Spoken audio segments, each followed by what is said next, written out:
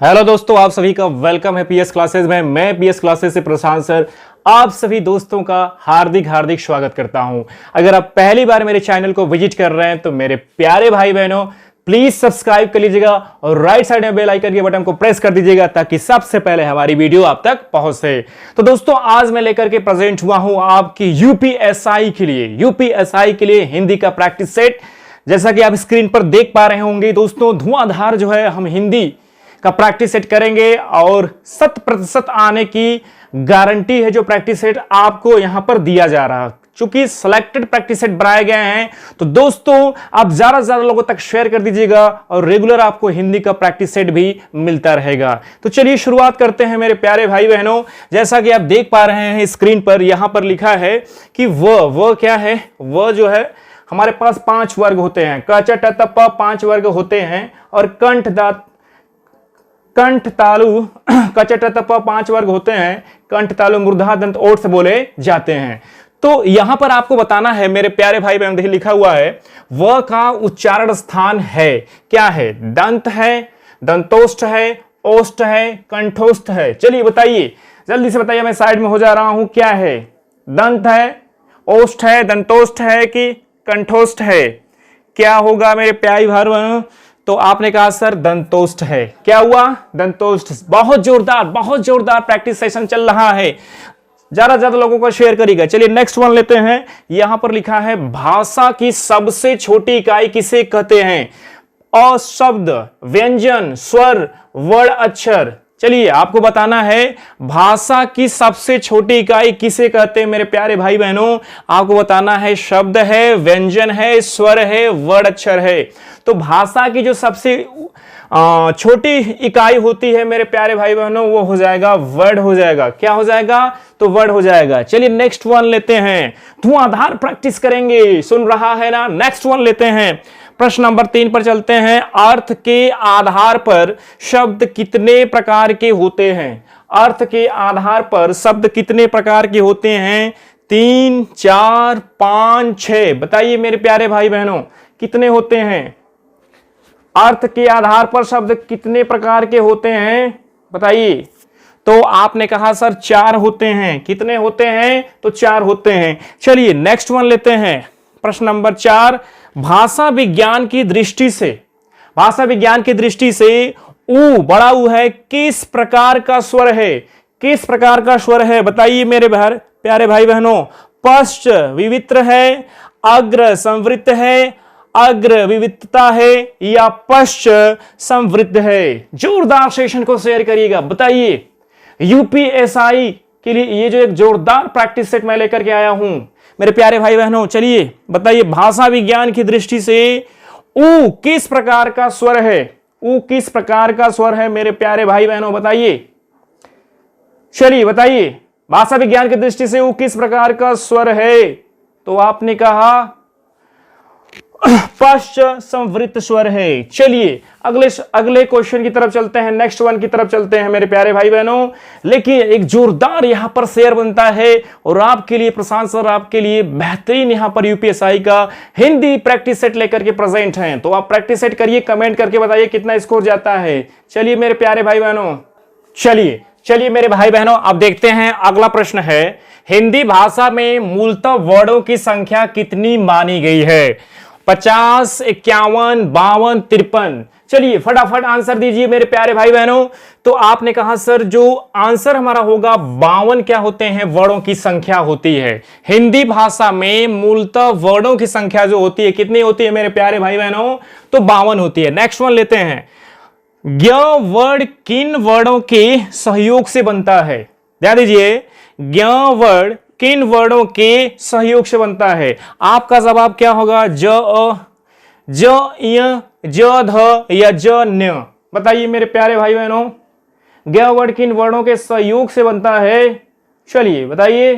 तो आपने कहा सर ज जो है ज इ के सहयोग से बनता है। चलिए नेक्स्ट वन लेते हैं मेरे प्यारे भाई बहनों। अगला प्रश्न है, हिंदी शब्दकोश में छ का क्रम किस वर्ण के बाद आता है? ध्यान दीजिए, हिंदी शब्दकोश में छ का क्रम किस वर्ण के बाद आता है?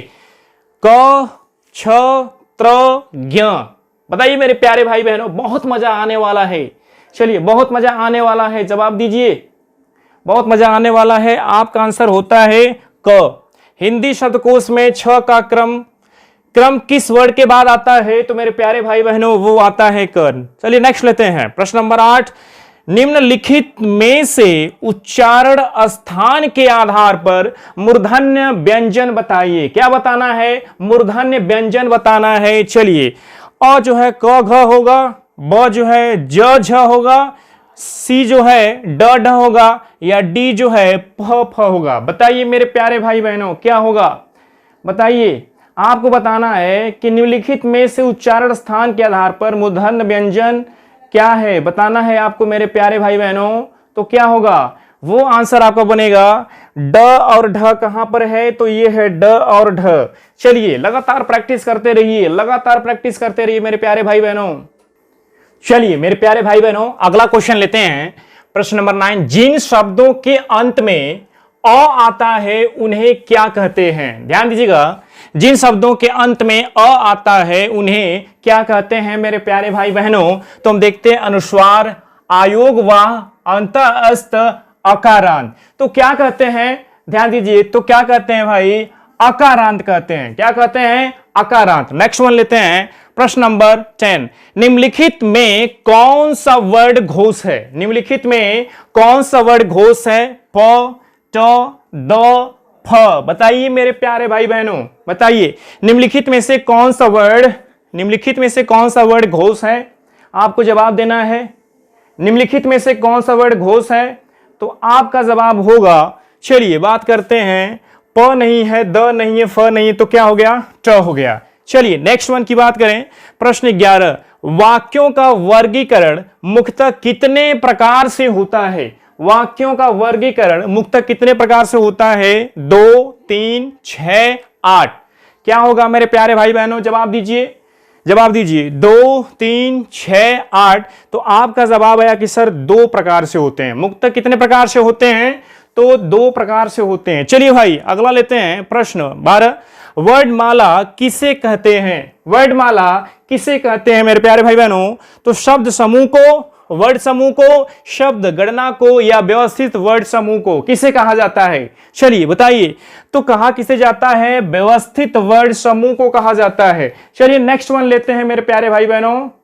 चलिए मेरे प्यारे भाई बहनों, अगले प्रश्न को देखते हैं, प्रश्न नंबर 13 है, य र ल व व्यंजनों को कहते हैं अ स्पर्श व्यंजन, ब अंतस्थ व्यंजन, स मतलब सी हो गया उष्म व्यंजन, या डी उपर्युक्त में से कोई नहीं। आपको बताना है मेरे प्यारे भाई बहनों, य र ल व व्यंजनों को कहते हैं, क्या कहते हैं? तो बताइए क्या कहते हैं? अंतःस्थ व्यंजन कहते हैं। क्या कहते हैं? अंतःस्थ व्यंजन कहते हैं मेरे प्यारे भाई बहनों। नेक्स्ट वन देखते हैं, प्रश्न नंबर 14।